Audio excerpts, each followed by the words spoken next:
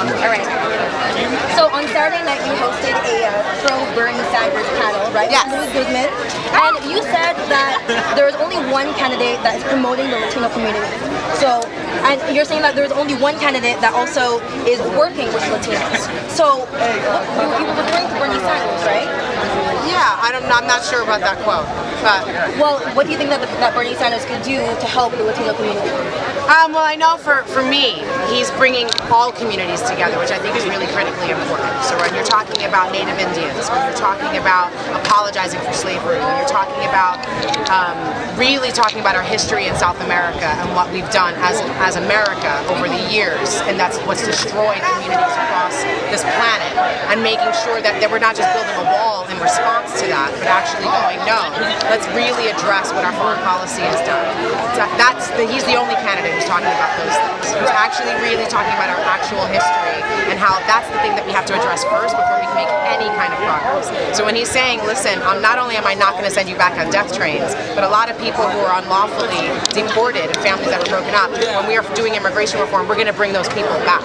That's the only person who's talking about stuff like that. So I think that's what's critically good. That's what I'm guessing that's where that quote came from. Yeah. What are your views on the wall that Donald Trump has proposed to build? Yeah, but it's the same wall that Hillary Clinton voted for before.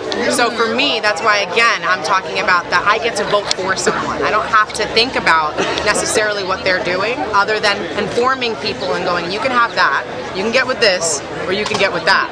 And I'm with that over here because look at the diversity that you're seeing here. It's young, it's old, it's completely mixed of all types. This is a person who was standing up when he was there talking about a clean water bill and calling someone out because they were using, homophobic rhetoric in their statement and going, hold on, this has nothing to even do with this and at a very unpopular time, but I'm going to call you out because you are doing a disservice to our service members of the LGBTQI community. Like, that's the kind of person, when I look back on videos of him 10, 20, 30, 40 years ago, he's saying the same things, not because it was popular, not because he was running for office, because it was the right thing to do. So that's why for me, he is the sole candidate that has the integrity to really do the things that he's talking about doing on this trail, on this stump trail, and because he's not saying it because he wants votes.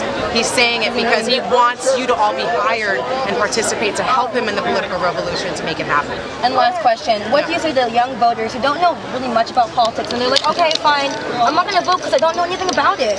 What do you say to those young voters? I say do your research. You got the world's known, universal information right here in your pocket. Obviously. We have something, like my mom does that all the time. She's always asking me a question. My brother says, Google it. Just Google it. Okay. Just figure it out. Learn. Just take the time. And that's the thing that I've seen the most, actually, particularly around young supporters. They actually are watching it. I've seen so many different folks and their parents and people who've come in and going, why is my son locking himself in his room and watching all these videos of this old guy talking about politics? I don't understand what is happening. They're like, Uncle Bernie, he's preaching, preach, Uncle Bernie. And you're like, where's that coming from? But we're motivated. The conversations that we have around our table, where we're talking about no fracking, when we're talking about stopping regime change, when we're talking about infrastructure, we're talking about, education, we're talking about universal health care. These are all things that the American populace wants at large. The only thing that's stopping us from getting it is political willpower.